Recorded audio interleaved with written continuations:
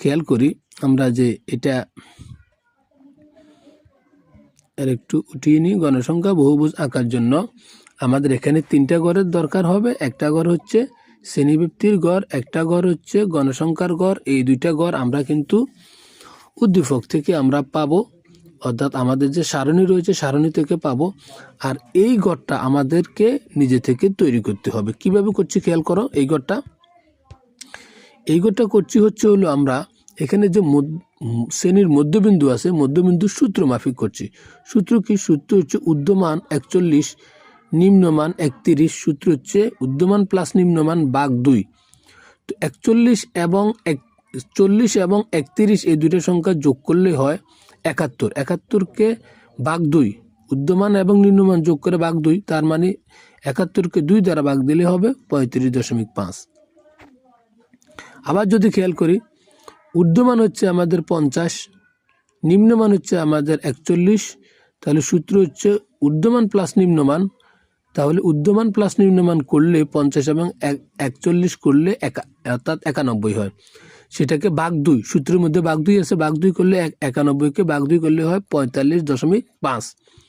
এবং এর পরের অংশ হচ্ছে ঊর্ধ্বমান হচ্ছে 60, নিম্নমান হচ্ছে 51। দুইটাকে যোগ করলে হয় ঊর্ধ্বমান প্লাস নিম্নমান, এই 2টাকে যোগ করলে হয় অর্থাৎ 111। 111কে ভাগ 2, এরপরে হচ্ছে সূত্রের মধ্যে ভাগ 2 আছে, ঊর্ধ্বমান প্লাস নিম্নমান ভাগ 2। তাহলে 111কে 2 দ্বারা ভাগ করলে 55.5। এভাবে করে আমরা পরবর্তী কাজগুলো করে ফেলব, যেখানে আমাদের বলা হচ্ছে ঊর্ধ্বমান হচ্ছে 70, নিম্নমান হচ্ছে 61।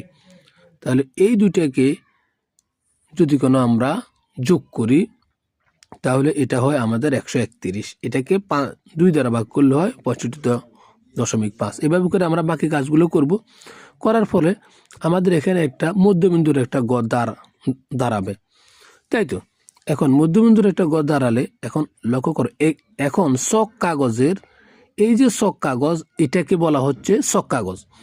এই শক কাগজের এক্স অক্ষ বরাবর প্রতি এক গড়কে শ্রেণীর মধ্যবিন্দুর 2 একক। এই যে মধ্যবিন্দুর যে গড়গুলা, এগুলার এই যে শক কাগজের এক্স অক্ষে বরাবর অর্থাৎ এখানে বাম থেকে ডান দিকের এই যে গড়গুলা, এটা হলো এক্স অক্ষ।